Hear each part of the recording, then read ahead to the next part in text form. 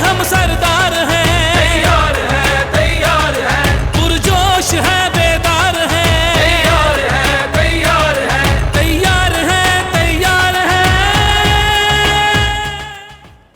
अस्सलाम वालेकुम नाज़रीन, welcome back to Sunsilk World Cup हंगामा presented by Panther Tie, powered by Sparks Smartphones and brought to you by ज़मीन.com। हमारे panelist हमारे साथ ही मौजूद हैं, साबिक कप्तान सलीम मलिक साहब और साबिक टेस्ट क्रिकेटर अब्दुल रऊफ साहब। आज दो मैचेस खेले गए जी। आज हमने देखा कि 156 पे अफगानिस्तान की टीम आउट हुई, बांग्लादेश ने अच्छी जीत वहाँ पर हासिल की, जबकि दूसरा मैच जो था वो बड़ा ज़बरदस्त रहा। उसमें काफ़ी रिकॉर्ड्स बने हैं। रिकॉर्ड्स की बात करते हैं, मगर उससे पहले मैं चाहूँगा कि कुछ झलकियाँ आपको दिखा दें जो 3 सेंचुरियाँ आज साउथ अफ्रीका की जानिब से बनाई गई हैं। तो जी ज़बरदस्त बैटिंग का मुजाहरा किया गया आज साउथ अफ्रीकन बैटर्स की जानिब से। एडन मैक्रम की जानिब से 106 रन बनाए गए, वेंडर डुसान की जानिब से 108 और क्विंटन डिकॉक जो कि ओपन करने आए थे कप्तान साहब के साथ, उन्होंने 100 बनाया। यानी पहले 4 बल्लेबाजों में से 3 कप्तान के अलावा बाकी 3 ने सेंचुरियाँ स्कोर की हैं। 4 आज के मैच में हमने रिकॉर्ड्स देखे हैं। दिल्ली में 4 रिकॉर्ड्स बने हैं। सबसे पहले हाईएस्ट स्कोर जो है वर्ल्ड कप की गेम का ओडीआई में 428 रन साउथ अफ्रीका ने, जिसके बाद 3 प्लेयर्स ने सेंचुरीज बनाई है, जो कि हमने आपको बता दिया। आज के मैच में जी ओडीआई वर्ल्ड कप की फास्टेस्ट सेंचुरी भी मार्क्रम की जानिब से बनाई गई 49 बॉल्स के ऊपर, और हाईएस्ट स्कोरिंग गेम था आज का दोनों टीम्स की तरफ से, दैट इज 754 रन्स। सलीम भाई, आज तो रिकॉर्ड पे रिकॉर्ड बन गया दूसरी गेम में। आज तो कमाल हो गया है। कमाल हो गया। आप ये देखो कि कितनी अच्छी विकेट होएगी कि आज कितने रिकॉर्ड बने, 3 रिकॉर्ड आप बकौल आपके अभी जो आप बता रहे थे और हमने भी देखा। मैं ऐसे लग रहा था यार, हमारे ना हम बचपन में खेला करते थे सीमेंट पे, और जब बहुत छोटे थे तो हमारे यहाँ एम आलम रोड पे एक ग्राउंड हुआ करती थी सीमेंट की विकेट, उसको डूंगी ग्राउंड कहते थे, और वो बहुत छोटी सी ग्राउंड थी, तो वहाँ 400 स्कोर हुआ करता था। आज जो ऐसे लग रहा था कि जैसे सीमेंट पे हम वहीं खेल रहे हैं, देख रहे हैं मैच कोई हो रहा है और बाहर बैठ के देख रहे हैं। हालांकि जो इससे पहले इस पिच के हवाले से जो बात की जा रही थी, वो इसका जो रिकॉर्ड है वो ये है कि यहाँ पे आज तक सिर्फ 2 दफ़ा 300 रन बने हैं, और लास्ट टाइम जो बने थे दैट वाज इन 2011। हाँ, वो वाली आपने मेरा ख्याल पहले सेगमेंट में कहा था। मगर उसमें ये है ना, आप ये देखें नई ग्राउंड्स बनी है इंडिया में, टोटल नई ग्राउंड्स बनी है, और पिच भी नई सारी तैयार की गई हैं। और आज की वो जो आप जिसकी बात कर रहे हैं वो बिल्कुल फ्लैट विकेट हुआ करती थी, सफ़ेद, जिस पे बिल्कुल आपको घास नज़र नहीं आती थी। आज की विकेट में आपको अच्छा खासा घास नज़र आया। और इसमें सबसे अच्छी चीज़ जो ये थी कि आप अगर साउथ अफ्रीका की बॉलिंग के देखें, बड़ी अच्छी पेस निकल रही थी, और उनको उस पेस के बावजूद मार पड़ रही थी। उनकी अपनी पेस की वजह से मार पड़ रही थी, क्योंकि जितना ज़ोर लगा रहे थे इस विकेट पे, सीमेंट पे भी ऐसे ही होता है, आप जितना ज़ोर लगाते हैं उतनी ज़ोर से आपको मार पड़ती है। अगर नहीं भी पड़ती, आपकी फोर्स से वो बॉल जो है ना वो ग्राउंड से बाहर चला जाता है। आज आप देखें टेल एंडर, इवन श्रीलंका के टेल एंडर जो थे, 8वें 9वें बैट्समैन जिनको 90 स्कोर हुआ था, वो भी खुश हो रहे थे कि हम भी बदला ले रहे हैं। मतलब वो भी चौके छिक्के मारे थे। तो ये कितनी अच्छी विकेट थी आज के आप 429 करने के बावजूद अगर श्रीलंका आज थोड़ा सा उनका अगर लक साथ देती, जैसे आती विकेटें गई, उसके बाद मेंडस ने जब थोड़ा सा उसको हिटें लगनी शुरू हुई, तो वो एकदम सिनेरियो चेंज हो गया। आप ये देखो कि उनको समझ आ गई कि ये विकेट पे मारने से ज़्यादा उनको मार पड़ेगी, और हर आने वाला बैट्समैन, वो एक टाइम पे तो साउथ अफ्रीका भागना शुरू हो गया था। मतलब जैसे ही मेंडस ने एक ओवर में 5-6 छक्के मार दिए थे मेरा ख्याल। तो ये आज की विकेट तो कमाल की विकेट थी। मैंने मेरा ख्याल इस टूर्नामेंट में सबसे जो अच्छी विकेट थी शायद आज ही हो। आज की शायद सबसे अच्छी विकेट थी, और 428 का रिकॉर्ड बन गया आज की गेम में ओडीआई वर्ल्ड कप की हिस्ट्री का। लेकिन ये पहले से ही बताया जा रहा था कि जो इंडियन विकेट्स हैं ये हाई स्कोरिंग गेम्स हमें यहाँ पे देखने को मिलेंगी। साउथ अफ्रीका ने, अच्छा मैं थोड़ा सा ज़ाहिर है पढ़ रहा था इस हवाले से कि ये पहले इससे कभी हुआ है, ऐसे 3-3 सेंचुरियाँ बनी हैं, तो वर्ल्ड कप के अलावा इससे पहले 3 दफ़ा ये बना है, जिनमें से 2 दफ़ा साउथ अफ्रीका ने ही बनाई हैं ट्रिपल सेंचुरीज, और 1 दफ़ा इंग्लैंड ने बनाई है, वो नीदरलैंड के खिलाफ बनाई थी। लेकिन आज की गेम क्या दोबारा हमें ये और मज़ीद इस तरह के हाई स्कोरिंग गेम्स देखने को मिलेंगी? जी बिल्कुल, अगर इसी तरह की पिचें वगैरह बनती रही तो मेरा ख्याल है कि आपको आगे चलकर इस टूर्नामेंट में देखनी पड़ेगी। अगर पिच ने टर्न ना लिया, अगर विकेटों ने टर्न लेना शुरू कर दिया और स्पिनर्स को सपोर्ट करना शुरू कर दिया तो फिर थोड़ा सा लो स्कोरिंग होगा। मगर अगर इसी तरीके से फ्लैट पिचिंग हुई जिस पे थोड़ा सा घास भी था और उन्होंने बिल्कुल पिच को इकट्ठा करके रखा हुआ था और उसको उसमें स्पिनर्स के लिए इतनी खास हेल्प नहीं थी और जितनी प्रेडिक्शन थी मेरा ख्याल है कि सबकी सब रॉन्ग साबित हुई। इवन क्रिक इन्फो की प्रेडिक्शन के मुताबिक भी कि हाई स्कोरिंग पिच नहीं है। हाँ। और उसके बाद जो शनाका है श्रीलंकन कैप्टन, उन्होंने टॉस जीतकर पहले साउथ अफ्रीका को, अगर वो भी पिच को रीड करते तो मेरा ख्याल है कि साउथ अफ्रीका को पहले बैटिंग की वो दावत नहीं देते। और दूसरा जो साउथ अफ्रीका है उसका भी एक ट्रेडमार्क रिकॉर्ड है कि उन्होंने ऑस्ट्रेलिया के खिलाफ 434 रन सेंचुरियन में इससे पहले भी चेज़ किए और इस साल भी अगर आप पिछले महीने में 15 सितंबर को चले जाएं तो सेंचुरियन में ही ऑस्ट्रेलिया के खिलाफ उन्होंने वनडे में 415 रन किए थे और ऑस्ट्रेलिया को 136 रन से शिकस्त दी है। तो ये कोई एक आप इसको इत्तेफाक नहीं कह सकते कि ये एक हादसा हुआ या कुछ इस तरह का कोई मिरेकल हो गया। ये उनकी हैबिट और जो उनके बैट्समैन है जिस तरह मार्करम है और डिकॉक है, उसके बाद डॉसन है, फिर क्लासन है, मिलर है, वह बड़े आउटस्टैंडिंग किस्म के बैट्समैन और उनमें पूरी एबिलिटी है कि आप देखेंगे कि इस टूर्नामेंट में आगे जाकर भी वो बड़े स्कोर कर सकते हैं क्योंकि उनको एक हैबिट डेवलप हो चुकी है बड़े स्कोर करने की। और मेरा ख्याल है कि वो इस टूर्नामेंट में इस दफ़ा कोई डार्क हार्स ही साबित होंगे। मगर रऊफ़ ये बेचारे मेरा ख्याल है कि सेमीफाइनल से पहले तक बहुत अच्छा खेलते हैं। अच्छा, ये इनकी कोई बैड लक है क्या है? कोई साइकी इनका साइकोलॉजिकली कोई प्रॉब्लम है जी। अच्छा। आप ये देखो कि ये हर टूर्नामेंट, बड़े टूर्नामेंट जो कोई भी देख लें, जितने में अभी तक वर्ल्ड कप हुए हैं या कोई भी मेजर टूर्नामेंट हुआ है, ये बड़ा अच्छा खेलते हैं। और सडनली ये जब आगे जाने की बारी आती है ना, जब अब सेमीफाइनल होता है या क्वार्टर फाइनल होता है, इसमें तो शायद क्वार्टर फाइनल नहीं है, मगर सेमीफाइनल में आके इनको कुछ हो जाता है जी।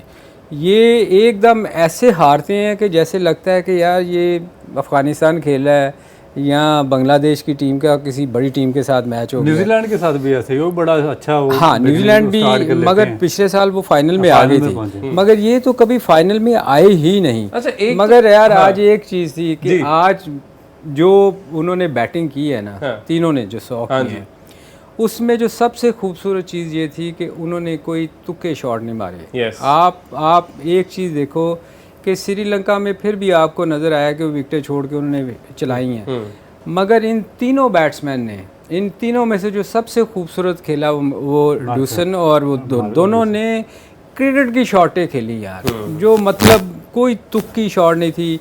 जिस जहां आपको खेलना चाहिए था मेरिट पे, उन्होंने वो शॉटें खेली जो मजेदार, जो मतलब ऐसे नहीं था कि अगर स्वीप शॉट खेल रहे हैं तो गिर ही पड़े, लड़खड़ा जाए खेलते खेलते। मुझे मजा इस चीज का, जो कि हमारी टीम में अक्सर प्लेयर्स ऐसा कर जाते हैं। नहीं, मुझे जो मजा जो देखने में आया ना, हमारे एक पुराने प्लेयर हुआ करते थे नज़र मोहम्मद, कभी उनके साथ मैच देख रहे होते थे ना, तो वो बड़े नाइस आदमी थे, पाकिस्तान खेले हुए हैं, मुदस्सर नज़र के फादर थे जी। तो जब कभी कोई अच्छी शॉट खेलता था ना, तो वो क्या कहा करते थे, और कहा सारता ही।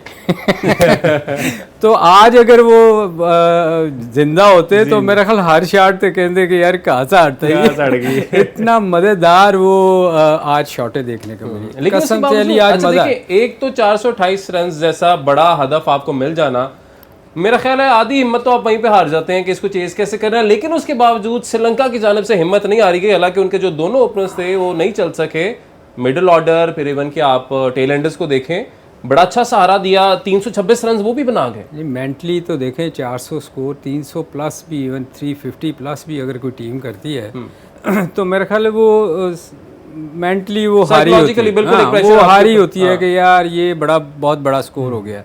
मगर 429 पे जिस तरह वो श्रीलंका खेले हैं, और मेरा ख्याल उनको भी क्रेडिट देना चाहिए कि उन्होंने किसी भी मौके पे ऐसा नहीं लग रहा था कि उन्होंने हिम्मत हारी है। इवन 5 आउट होने के बाद भी यूँ लग रहा था कि वो 10 की एवरेज चाहिए थी और 10 की एवरेज चेज़ कर रहे थे। लास्ट में 12 की एवरेज थी, 12 की एवरेज भी चेज़ हो रही थी और मार पड़ रही थी लिटरली। वो मैं और रऊफ़ बातें कर रहे थे कि यार रऊफ़ कह रहा था कि मैंने आज तक इनके कप्तान को कभी गुस्से में नहीं देखा, और आज उसको हमने गुस्से में देखा और हम हंस रहे थे कि यार ये बंदा तो तुम कह रहे थे कभी गुस्से में नहीं देखा। और उसकी प्रेशर का ये आलम था कि मैंने फर्स्ट टाइम देखा है एक कैप्टन को और को देखा था बाउंड्री पे, जो बाउंड्री पे फील्डिंग करता था, और एक इसको देखा है, और बाउंड्री पे प्रेशर का ये आलम था उसका कि उसने कैच गिराया, ठीक है, खुद बाउंड्री से बाहर गिर गया, ठीक है, और बॉल उठा के बॉल अंदर गिरा है, हाँ। और वो बाहर से छिका दिए जा रहा है।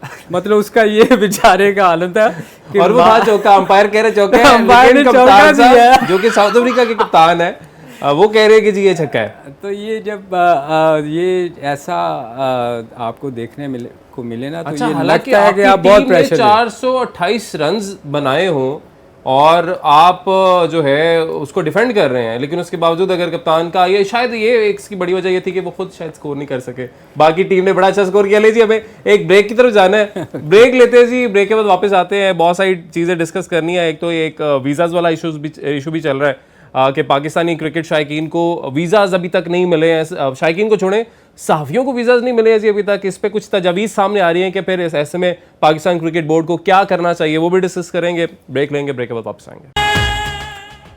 नाज़रीन, welcome back to Sunsilk World Cup हंगामा presented by Panther Tyres, powered by Spark smartphones and brought you by ज़मीन.com। डिस्कशन तो हमारी जारी है, लेकिन साथ साथ आपके लिए हमारे जो शायकीन हैं, जो देखने वाले हैं नाज़रीन, उनके लिए एक अच्छी खबर शेयर कर देते हैं। वो ये है कि sparks.pk पे आप जाके स्मार्टफोन्स या मोबाइल एसेसरीज़ अगर ऑर्डर करेंगे, परचेज़ करेंगे, तो आप लकी ड्रॉ में एंटर हो सकते हैं, जिसमें आपको एक बड़ा इनाम मिलेगा, और वो इनाम मिलेगा जब वर्ल्ड कप का फाइनल होगा।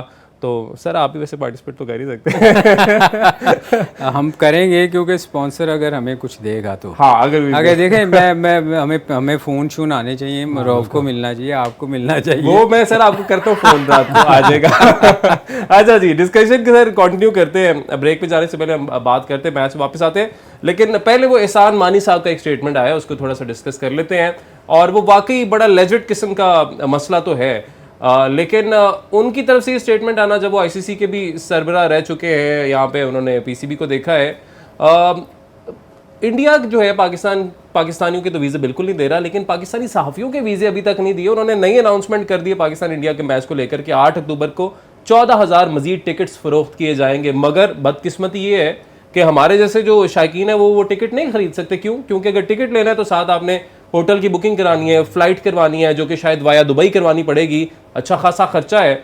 लेकिन अगर आपका वीज़ा ही नहीं होगा तो फिर ये पैसे तो ज़ाया हैं सारे। ये देखें, ये तो आईसीसी को इस पे स्टेप लेना चाहिए ना। ये आप अगर इतना बड़ा इवेंट हो रहा है और कहीं भी दुनिया में हो, वहाँ से लोग ज़रूर जाते हैं, जिस कंट्री के भी हों। आप देखें, आज किसी का रोब बता रहे थे, किसी के फादर उनके फादर बैठ के देख रहे थे।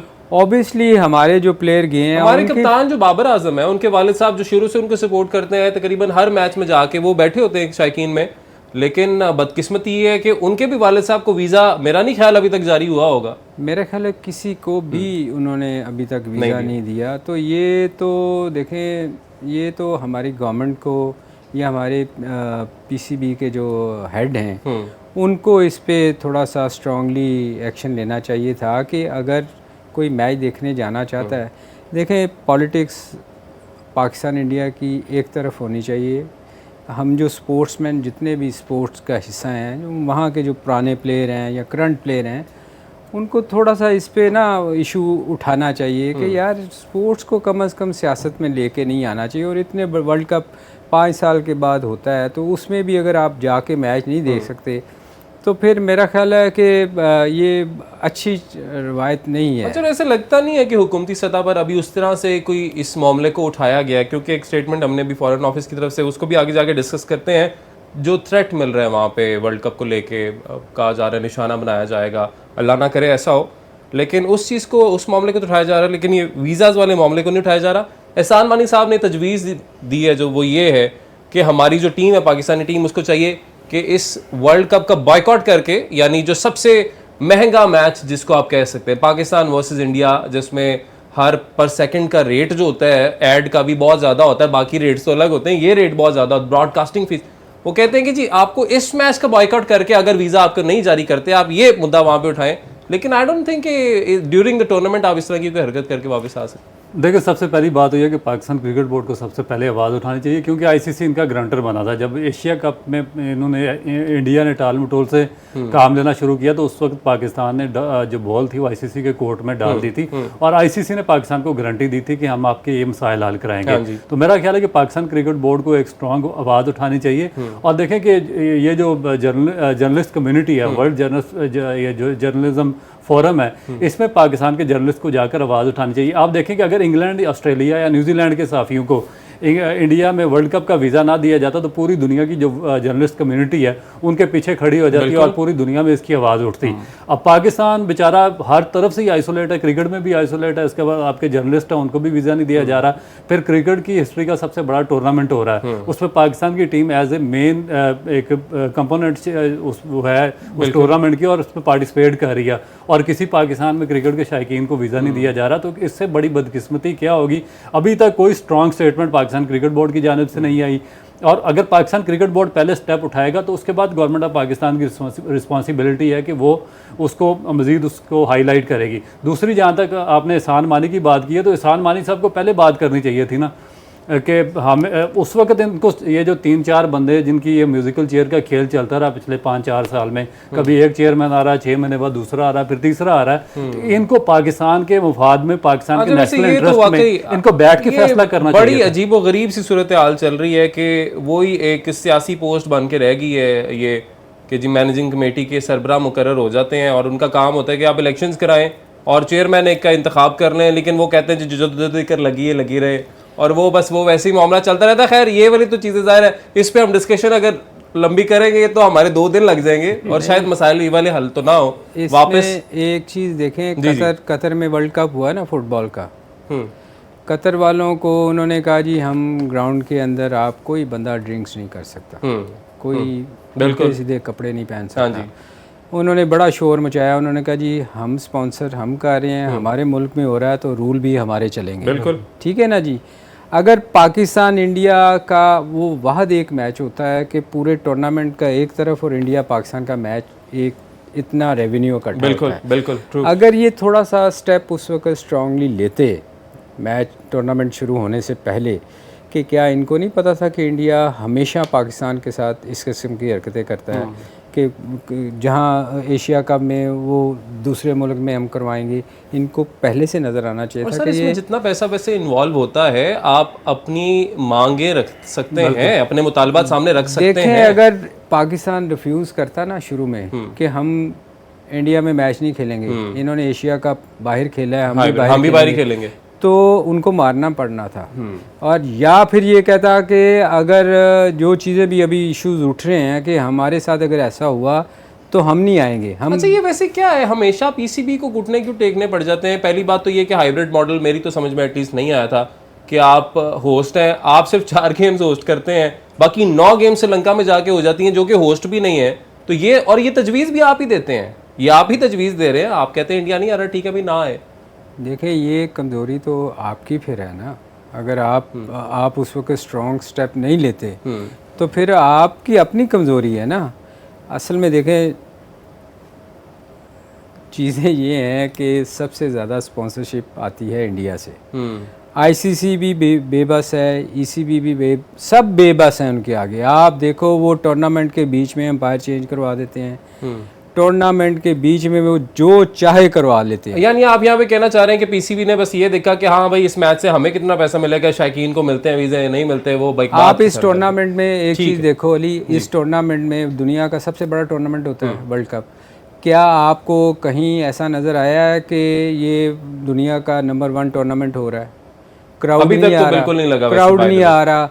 वहाँ जो ग्राउंड में इंतजाम किए हुए हैं, लिबर्टी में चले जाएं, वो डोलों वाले आपने कभी देखे हैं? आईपीएल में कभी देखे हैं डोलों वाले इन्होंने खड़े किए? स्कोर कार्ड गायब हो गया था स्क्रीन से, और फिर वो इतने बुरे से बोर्ड के ऊपर स्कोर जो है उसको डिस्प्ले किया जा रहा था। ये देखे ना, वो अपने आईपीएल को बहुत बड़ा पेश कर रहे हैं वर्ल्ड कप से भी ज्यादा। तो ये तो शायद ये मुझे लगता है कि ये बाकायदा एजेंडे के तहत ही हो रहा है कि आपका जो वर्ल्ड कप है वो भी इतना बड़ा इवेंट नहीं है जितना बड़ा हमारा आईपीएल है। मेरा ख्याल है वापस आते हैं ये चीज़ें तो ज़ाहिर डिस्कस होती रहनी है, इस पर डिस्कशन चलती रहेगी। अच्छा, श्रीलंका 428 स्कोर है तो बहुत ज़्यादा, और ज़ाहिर है साउथ अफ्रीका की जाने से बैटिंग भी बड़ी अच्छी की गई है, लेकिन क्या ऐसी वजह थी कि इतना स्कोर बन गया? क्या बॉलर्स जो कहा जा रहा था कि बड़े कारगर साबित हो सकते हैं साउथ अफ्रीका के खिलाफ श्रीलंका के, क्या बिल्कुल ही नहीं परफॉर्म कर पाए? क्या वजह थी? मेरे ख्याल इससे पहले भी हम बता चुके हैं कि ये विकेट जो थी ना वो इतनी मज़ेदार विकेट थी कि आप अगर उसका साउंड देखें ना जब बैट में लगती थी तो इतनी खूबसूरत आवाज़ आती थी बैट में से कि वो लग रहा था जैसे सीमेंट पे मैच हो रहा है। विकेट बहुत अच्छा था। इसमें स्कोर जो हुआ है आप देखें ना, यानी आप कह रहे हैं कोई भी बॉलिंग लाइनअप यहाँ पर होता, इससे साउथ अफ्रीका से अच्छी क्या बॉलिंग होगी। वो एक 7 फुट का बॉलर जो जिसकी पेस अच्छी खासी 90 प्लस कर रहा था, उसको भी मार इस तरह पड़ रही थी कि जैसे 30 वाला बॉल कर रहा है। वो बात यह है कि बॉल बैट पे आ रही थी। इसमें सबसे मज़े की बात ये थी कि विकेट इतनी अच्छी थी कि आप जैसी भी बॉल कर रहे थे, हाँ एक चीज़ ये हुई है कि वेरिएशन देखने में नहीं मिली। यहाँ बॉलरों ने ये कोशिश की कि बाउंस हो रहा है तो वो ज़ोर ज़्यादा लगाते रहे। जहाँ आप देखें उन्होंने स्लो पेस चेंज करी, वहाँ उनसे हिट नहीं लगी किसी बैट्समैन से भी।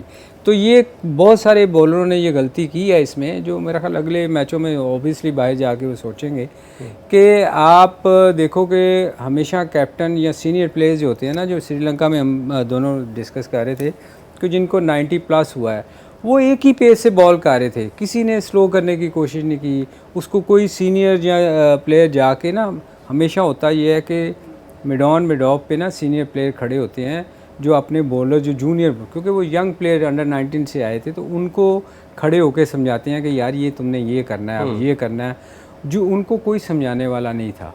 तो ये चीज़ें जो है ना, जो सीनियर प्लेयर्स होते हैं ना, वो लेके टीम को चलते हैं। तो जब आप इवन साउथ अफ्रीका तो बड़ी मेच्योर किस्म की टीम थी ना, उनका कप्तान मिड ऑफ पे खड़ा होके तो बता ही नहीं रहा था। इवन हमने देखा कि विकेट कीपर फील्डिंग सेट कर रहा था। तो कुछ चीज़ें ऐसी इसमें नज़र आई जो कि कैप्टन को करनी चाहिए थी, मगर सब चीज़ें अपनी जगह। विकेट बहुत अच्छा था। विकेट बहुत अच्छा था जी। और अगर हम नज़र डालें कि अभी तक 10 में से 8 टीमों के मैचेस हो गए हैं। 2 जो बकाया टीमें हैं उनका मैच कल होना है, इतवार वाले दिन रखा है। इंडिया का मैच और ऑस्ट्रेलिया का मैच होगा। इनकी पहले सीरीज़ भी हुई है इंडिया में, लेकिन शायद इसकी वजह ये थी इतवार को रखने की कि एक वो स्टेडियम को फुल कर सकें इतवार वाले दिन। और अगर नज़र डाल लें थोड़ा सा पॉइंट्स टेबल के ऊपर, उसके बाद ब्रेक पे भी जाना है। न्यूजीलैंड मैच जीता है, साउथ अफ्रीका मैच जीता है, पाकिस्तान और बांग्लादेश, जबकि जो मैच नहीं जीत सके अभी तक अफगानिस्तान, नेदरलैंड, श्रीलंका, इंग्लैंड और ऑस्ट्रेलिया इंडिया का मैच अभी कल होना है। ब्रेक लेते हैं जी, ब्रेक के बाद वापस आते हैं और डिस्कस करते हैं ऑस्ट्रेलिया वर्सेस इंडिया।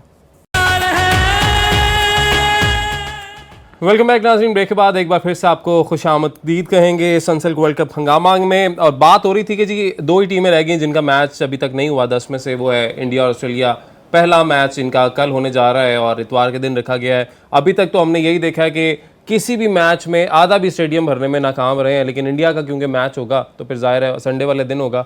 हम देखेंगे कि शायद हमें वर्ल्ड कप वाली फीलिंग कल आएगी। देखिए, इंडिया का मैच संडे को ना भी होता तो वहाँ रश तो होना था। इंडिया का तो वैसे नॉर्मल मैच हो, ग्राउंड फुल होती है, इंडिया का मैच होना चाहिए। मगर चूँकि वो होस्ट कर रहे हैं तो उनके आप ये एक मैच उनका संडे को नहीं है, उनके सारे मैच संडे को हैं। जितना भी ये टूर्नामेंट का हर मैच उनका संडे को है। जितने बाकी मैच भी होंगे ना, वो आप देखिएगा वो दूसरे किसी वीकडेज पे नहीं है, वो संडे वाले दिन है। तो बात यह है कि कल का टूर्नामेंट का मैच सबसे अच्छा मैच होगा, क्योंकि ऑस्ट्रेलिया भी तगड़ी टीम है, इंडिया भी बहुत, चूँकि उनका होम ग्राउंड है, अपनी मर्ज़ी की विकटें बनाएंगे, क्राउड उनका होगा, सारी चीज़ें उनको सूट करेंगी और उसके बावजूद ऑस्ट्रेलिया अच्छा खेलेगी। अच्छा, यानी आपको लग रहा है कि ऑस्ट्रेलिया इंडिया से बेहतर परफॉर्म करेगी कल के मैच में? देखें, जो इंडिया कर रहा है ना, उसके पीछे फिर बद्दुआएं भी बहुत होती हैं। मैं as a player, as a sportsman, मैं ये बात मुझे नहीं करनी चाहिए, पर एज ए जो होते हैं ना देखने वाले शौकीन की, उससे मैं बात कर रहा हूँ कि जो हरकतें कर रहे हैं हमारे साथ, कि लोगों को वीज़े नहीं देने, आप जा नहीं सकते, कोई बंदा पाकिस्तान से मैच देखने नहीं जा सकता, सिर्फ पाकिस्तान। तो फिर वो देखें ना, फिर उसका कहीं ना कहीं तो आपको बद्दुआएं तो लगती हैं। ठीक है, चलें वापस फैक्ट्स पे वापस आते हैं थोड़ा सा। जाहिर है हमारी जज्बात है, पाकिस्तानी जागते हैं, जाहिर है ज्यादती तो है अनडाउटली, कि बाकी जिस तरह कहा सलीम साहब ने, पूरी दुनिया के लोगों को, क्रिकेट शायकीन को वीज़ाज मिल रहे हैं और वो इंडिया में जाके वर्ल्ड कप देख सकते हैं। लेकिन इतना बड़ा टूर्नामेंट, टॉप रैंकिंग की team Pakistan, number 1 ODI batter आपकी तरफ से गया हुआ बाबर आजम खेलने के लिए, लेकिन बदकिस्मती के आप में से कोई भी जाके उधर टूर्नामेंट लाइव नहीं देख सकता, ग्राउंड में बैठ के नहीं देख सकता है। आप जी कल के मैच में क्या लग रहा है आपको कि किसका पलड़ा भारी है? कीपिंग इन व्यू के Shubman Gill is very good addition in Indian team, but he is recovering from dengue, तो वो उनके अभी पता नहीं है, कंफर्म नहीं है कि वो खेल पाएंगे या नहीं खेल पाएंगे। देखिए, अगर फैक्ट पर बात करें तो मेरा ख्याल है कि इंडिया का मोराल काफ़ी बुलंद है, क्योंकि एक तो एशिया कप जीते हैं वो, और जिस तरह उन्होंने फाइनल में नॉकआउट किया था श्रीलंका को सिर्फ 50 रन पर आउट और थोड़े से ओवर्स में वो चेज़ कर दिया था, तो उसका जो उनका मोराल है बहुत ज़्यादा बुलंद है। दूसरा, उनके पास एक बैकअप प्लान, जो बेंच स्ट्रेंथ है वो बहुत ज़्यादा स्ट्रॉन्ग है। उनमें अगर आपने शुभमन गिल है, एक बहुत अच्छा इजाफा था इंडियन टीम में, अगर थोड़ा सा उनको मसला है तो उनकी जगह लेने के लिए KL राहुल है उनके पास, उसके बाद सूर्या कुमार यादव है उनके पास, रोहित शर्मा, विराट कोहली बहुत अच्छी फॉर्म में है, और स्पेशली जो उनकी बॉलिंग लाइन बुमराह के आने के बाद वो बहुत ज़्यादा इन फॉर्म है। जिस तरह बुमराह ने बॉलिंग की है एशिया कप में, तो मेरा ख्याल है कि इंडियन पिचेस पर वो बहुत ज़्यादा इफेक्टिव साबित होंगे। तो उसके बाद सिराज हैं जो दूसरे उनके बॉलर हैं, जिन्होंने श्रीलंका को बिल्कुल आउट क्लास कर दिया था, उनकी परफॉर्मेंस बहुत अच्छी जा रही है। शामी अहमद की अच्छी है, और फिर जो उनका स्पिन बॉलिंग डिपार्टमेंट है जिसमें जडेजा और कुलदीप यादव शामिल हैं, वो बहुत आउटस्टैंडिंग बॉलर हैं। तो ओवरऑल अगर देखा जाए तो जो इंडिया का पलड़ा भारी है। और अगर ऑस्ट्रेलिया को देखा जाए तो जो लास्ट सीरीज़ हुई है ऑस्ट्रेलिया और साउथ अफ्रीका की, उसमें साउथ अफ्रीका 3-2 से जीता है, और उसमें थोड़ा सा जो ऑस्ट्रेलिया वो डाउन रहा है। मगर जो अभी यहाँ पे वर्ल्ड कप में जो प्रैक्टिस मैचेस हुए हैं और लास्ट मैच स्पेशली, उसमें जो उनका मोस्ट प्रीमियर फास्ट बॉलर है स्टार्क, उन्होंने हैट्रिक की है, तो वो फॉर्म में आना उनका बहुत खुश आइंदा उनके लिए। उसके बाद जो दूसरे बॉलर है, कमिंस है, हैजलवुड है, वो अच्छी फॉर्म में है। तो ओवरऑल अगर आप देखें तो आपको एक बहुत अच्छा कॉन्टेस्ट देखने को मिलेगा, और उम्मीद तो यही है कि जो इस वर्ल्ड कप का सबसे बड़ा मैच कल होगा, उसमें एक तो जो लोगों को गिला है कि बहुत ज़्यादा तमाशाई नहीं हो रहे, एक तो स्टैंड बिल्कुल फुल होगा, और दूसरा एक बहुत अच्छा आपको कॉन्टेस्ट देखने को मिलेगा। अच्छा कॉन्टेस्ट जो है वो देखने को मिलेगा।